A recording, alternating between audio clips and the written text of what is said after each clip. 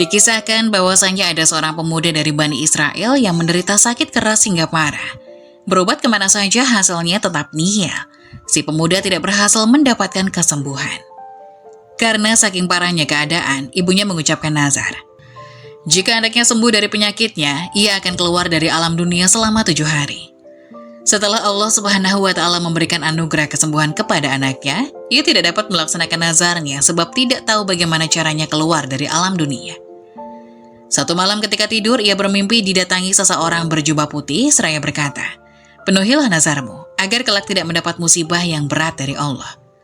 Orang berjubah memberikan petunjuk agar perempuan itu dikubur hidup-hidup selama 7 hari. Pagi harinya ia pun memanggil anaknya dan menceritakan apa yang ada dalam mimpinya semalam. Lantas memerintahkan anaknya agar menggali kuburan di tengah-tengah perkuburan umum dan menguburkannya. Si anak kemudian melaksanakan perintah dari ibunya. Ketika ibunya sudah turun ke liang kubur, ia berdoa, "Wahai Tuhanku, aku telah melakukan kewajibanku melaksanakan nazarku. Maka lindungilah aku di dalam kubur dari segala mara bahaya." Selesai berdoa, anaknya menutup kuburan itu dengan tanah, kemudian pulang.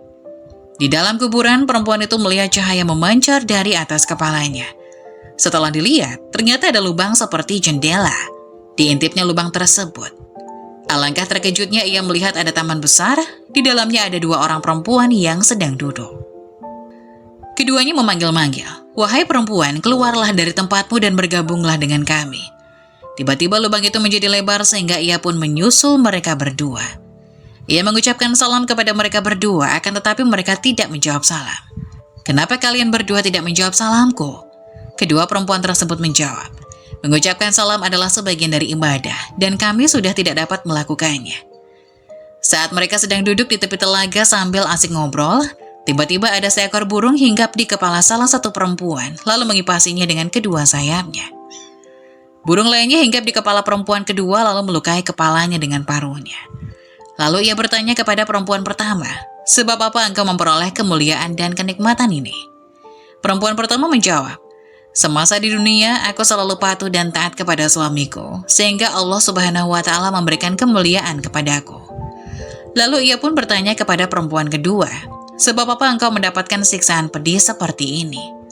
Perempuan kedua menjawab, "Ketika hidup di dunia, aku tekun beribadah, namun aku durhaka kepada suamiku, sehingga Allah Subhanahu wa Ta'ala memberikan siksaan pedih seperti yang engkau lihat. Suamiku tidak meridhoiku sampai meninggal dunia hingga saat ini. Oleh karenanya, jika engkau telah kembali ke dunia lagi, maka sampaikanlah minta maafku kepada suamiku. Barangkali suamiku berkenan memaafkanku dan meridhoiku." Setelah 7 hari lewat, 2 perempuan itu berkata, "Berdirilah dan masuklah di kuburanmu, karena anakmu sudah datang menjemputmu." Ketika ia memasuki kuburannya, anaknya sudah selesai menggali kuburnya, kemudian mengeluarkannya dari dalam kuburan dan membawanya pulang ke rumah. Sesampainya di rumah, berita tersebar luas bahwa dirinya masih hidup dan berhasil memenuhi nazarnya. Banyak tetangga berbondong-bondong dan ingin mendengarkan pengalamannya. Tanpa disadari, ia melihat suami perempuan yang mendapat siksaan di alam kubur dan menceritakan apa yang dialami istrinya. Perempuan itu meminta maaf dan ridho kepada suami perempuan tersebut. Setelah mendengarkan ceritanya, suaminya mau memaafkan dan meridhoi mendiang istrinya.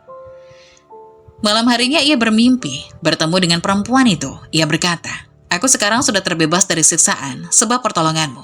Mudah-mudahan Allah Subhanahu wa Ta'ala membalasmu dengan kebaikan dan mengampunimu dari segala kesalahan."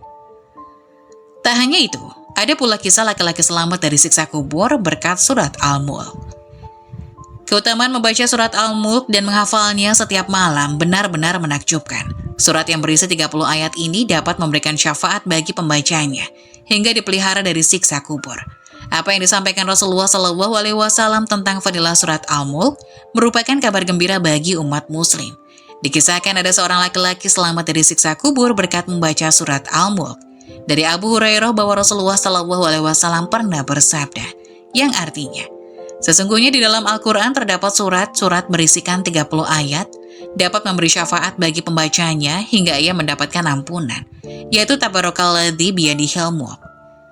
Al-Hafiz Ibnu Asakir dalam kitab tarikhnya, bab biografi Ahmad Ibnu Nasar Ibnu Ziyad alias Abdullah Al-Quraisy, An-Naisaburi Al-Mukri Az-Zahid Al-Faqih, salah seorang yang berpredikat thiqah, yang riwayatnya diambil oleh Imam Al-Bukhari dan Imam Muslim, meskipun bukan dalam kitab Sahih Al-Bukhari dan Sahih Muslim. Riwayat tersebut bercerita kisah orang yang selamat dari siksa kubur karena dibela surat Al-Mulk yang dihafalnya. Kisah ini diriwayatkan dari sahabat Anas bin Malik. Rasulullah SAW bersabda, yang artinya, sesungguhnya ada seorang laki-laki dari kalangan umat sebelum kalian meninggal dunia, sedangkan tidak suatu pun dari kitabullah yang dihafalnya selain dari Tabarok, surat Al-Mulk. Ketika lelaki itu diletakkan di dalam kuburnya, malaikat penanya datang. Maka surat Tabarok menghalang-halanginya sehingga malaikat itu berkata, sesungguhnya engkau adalah salah satu dari kitabullah dan aku tidak suka membuatmu tidak senang. Tetapi aku tidak mempunyai kuasa bagimu, bagi dia dan juga bagi diriku terhadap suatu kemudaratan dan juga suatu kemanfaatan. Jika engkau hendak membela orang ini, maka menghadaplah kepada Allah dan mintalah syafaat darinya untuk dia. Maka surat itu pergi menuju ke hadirat Allah lalu memohon, ya Tuhanku, sesungguhnya si fulan dengan sengaja memilihku di antara kitabmu, lalu ia mempelajariku dan membacaku serta menghafalku. Maka apakah engkau akan membakarnya dengan api, sedangkan aku berada di dalam rongganya? Jika engkau hendak mengazabnya, maka hapuskanlah terlebih dahulu aku dari kitabmu. Allah berfirman, aku lihat engkau marah. Surat itu menjawab, sudah seharusnya aku marah. Maka Allah berfirman, sekarang pergilah kamu.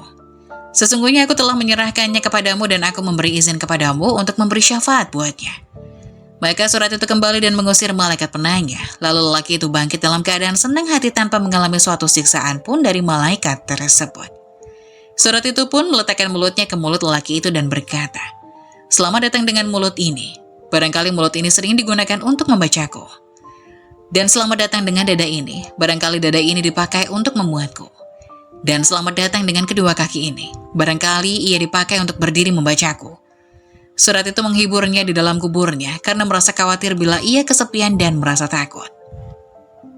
Anas bin Malik melanjutkan, setelah Rasulullah SAW menceritakan kisah ini, maka tidak seorang pun, baik anak kecil atau orang dewasa atau budak atau orang yang merdeka, melainkan mempelajarinya dan menghafalkannya.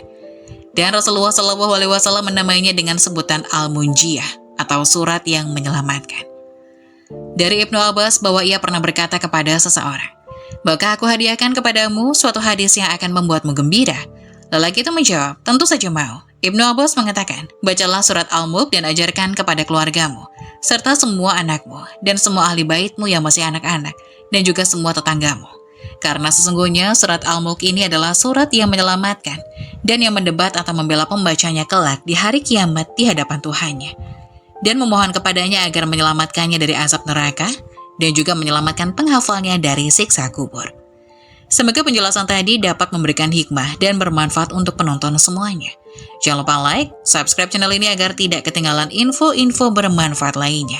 Sekian dari kami, terima kasih. Wassalamualaikum warahmatullahi wabarakatuh.